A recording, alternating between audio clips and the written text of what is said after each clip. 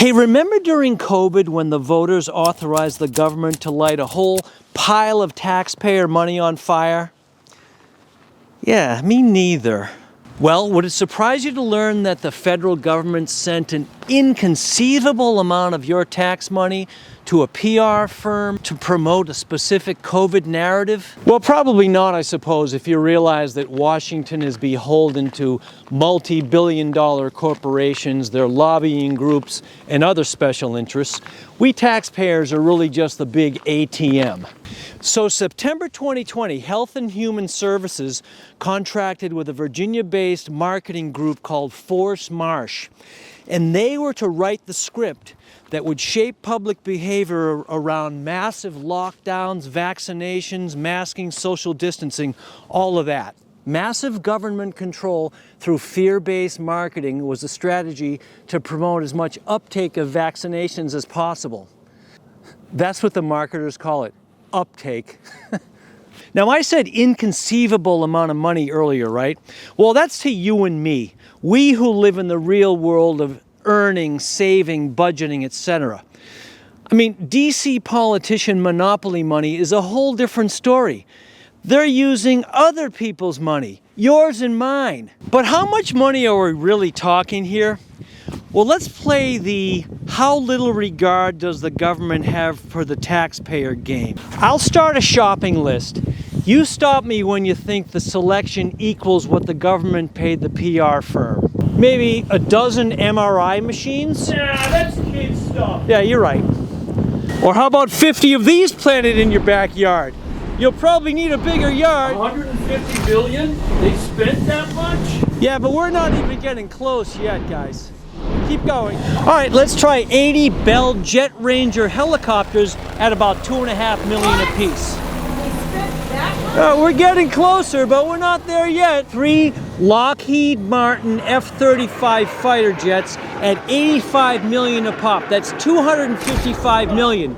You think we're there yet? Dare waste more than that. Nope. Keep going, guys.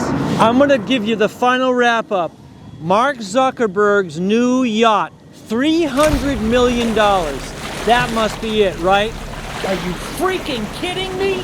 Well, I'm sorry, guys. This was a trick question. Correct answer, all of the above. That's right, no lie.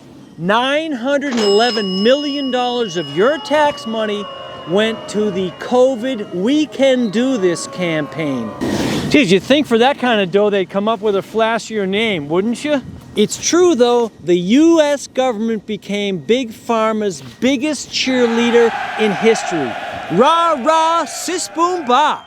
I want to be fair, though. There must have been a couple $100 million that went to educating Americans on habits of good health, Mother Nature's rules, exercise, good, clean, whole food diet, sleep, good habits, things like that to support the immune system, right? Well, actually, no. None. Zero went to that. Excuse me? We don't have time for this wellness nonsense. You think these vaccines are going to sell themselves? Listen, they can figure that out when they're locked down in their hazmat suits.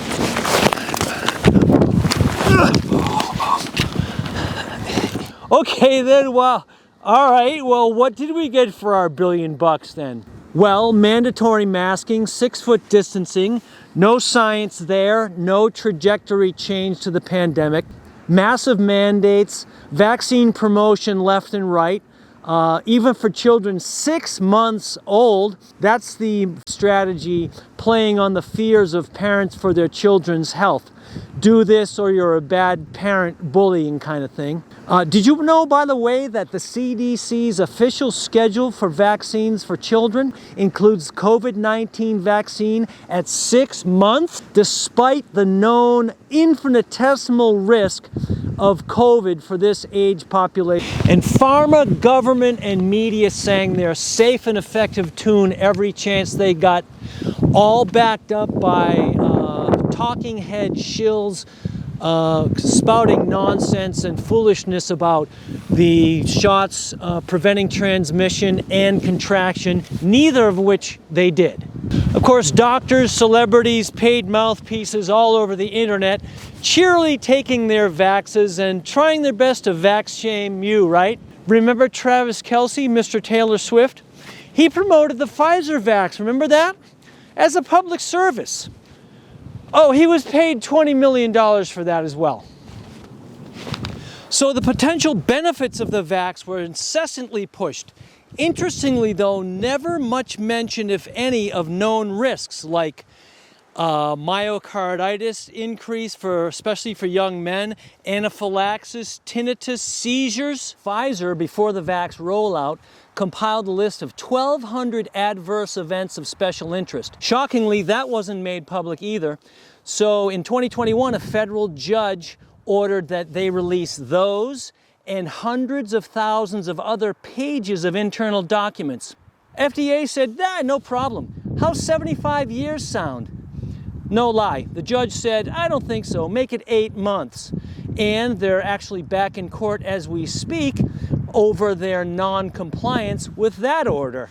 Vaccine mandates and lockdowns were instrumental in the government's effort to exert control. And the social, psychological, and developmental negative impacts on some children were profound. Millions of employees were forced to choose between vaxing against their wills or losing their jobs. And a good thing, employees terminated for refusing to vax are now bringing lawsuits and winning them. Hopefully that continues. Dangers, adverse events, even deaths were hushed up in an effort to max out those numbers, and it worked. Pfizer's revenues in year one of the COVID vaccine, $100 billion, $2 billion a week. Safe potential treatments already available were off limits. Medical doctors were actually sanctioned for trying to prescribe things like ivermectin, for example. Why? Because experimental drugs like mRNA vaccines can be approved under emergency use authorization only if there are no available alternatives.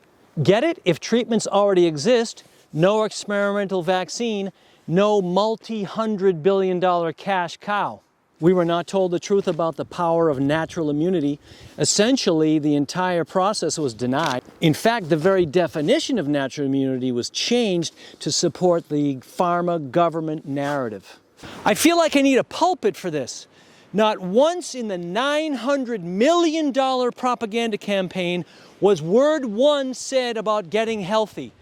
Did you ever hear anything about high-dose vitamin D or zinc?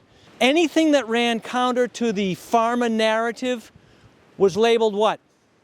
Disinformation. I know I'm repeating myself. Look, drugs can be absolutely necessary and life-saving, but true health does not come from a pill bottle or a needle. Highly respected credentialed doctors who strayed from the narrative had their reputations immediately torched by the talking heads. They were often outright canceled and professional lives ruined. So a recent poll finds that Americans' faith in childhood vaxes is far lower than even 5 years ago. And tone-deaf talking head pharma shills can't figure it out. They're scratching their heads. Well, here's a hint. Deceptive editing, bending the truth, and disingenuous storytelling, all in service to the corporatocracy, is a guaranteed turnoff to curious, thoughtful viewers. Oh, and here's one. Moderna was running trials for 2 experimental mRNA vaccines for infants aged 5 to 8 months for the latest buzzword virus, RSV. We used to call that a cold. First of all, enrolling your 5-month-old infant in an experimental mRNA vaccine trial? Really? Anyway, those trials were halted because those vaccines not only didn't protect the babies, but made some much worse, including 5 requiring hospitalization and 1 emergency ventilation. Look, the COVID scenario is just symptomatic of enormous problems in our sickness care delivery system, which we call a healthcare system, and the gargantuan influence that big pharma, big government, big money has and that drives the entire thing. So you choose to take a couple of COVID shots and 10 boosters, have at it, your choice. But there's a problem, isn't there, when big government puts a proverbial gun to your head to force it, especially if they're not telling you the truth, the whole truth, and nothing but the truth?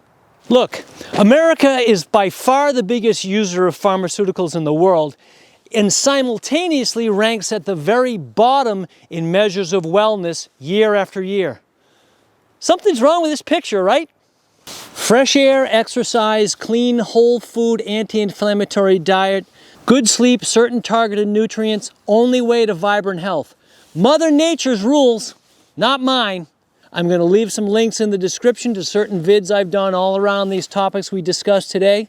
I'll also mention some of my favorite nutrients and wellness hacks. Stay vibrant, Dr. J.